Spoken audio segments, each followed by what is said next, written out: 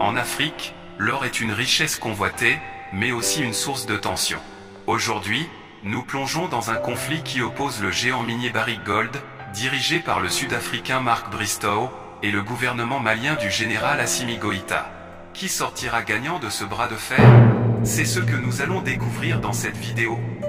Le Mali est l'un des plus grands producteurs d'or d'Afrique, avec des mines qui contribuent significativement à son économie. Cependant, depuis quelques années, le gouvernement malien cherche à renégocier les termes de ses partenariats avec les compagnies minières étrangères. Objectif, maximiser les bénéfices pour l'État. Mais Barrick Gold, propriétaire du complexe aurifère Loulo-Gounkoto, résiste. Et derrière cette résistance, il y a un homme, Mark Bristow. Mark Bristow, PDG de Barrick Gold, est une figure incontournable de l'industrie minière africaine. Géologue de formation, il a commencé sa carrière en Afrique du Sud avant de s'imposer comme un leader mondial du secteur. Depuis les années 90, il a développé des mines d'or prospères dans plusieurs pays, dont le Mali, la Côte d'Ivoire et la RDC. Mais son succès s'accompagne aussi d'une réputation de négociateur redoutable, capable de tenir tête au gouvernement. En l'an 2024, un audit révèle un manque à gagner de 300 à 600 milliards francs CFA pour l'État malien. Bamako réclame alors 500 millions de dollars à Barrick. Mais Mark Bristow refuse de plier.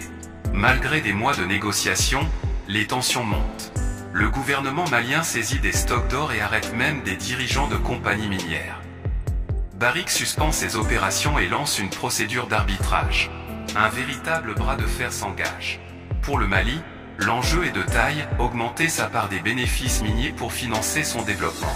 Pour Barrick, il s'agit de protéger ses intérêts dans un contexte où les risques politiques et fiscaux augmentent. La compagnie rappelle qu'elle a investi plus de 10 milliards de dollars au Mali et génère entre 5 et 10% du PIB du pays. Mais jusqu'où ira cette bataille? Malgré la reprise des négociations, l'issue reste incertaine. Le Mali exige désormais 199 millions de dollars et l'application de son nouveau code minier, qui prévoit une participation accrue de l'État.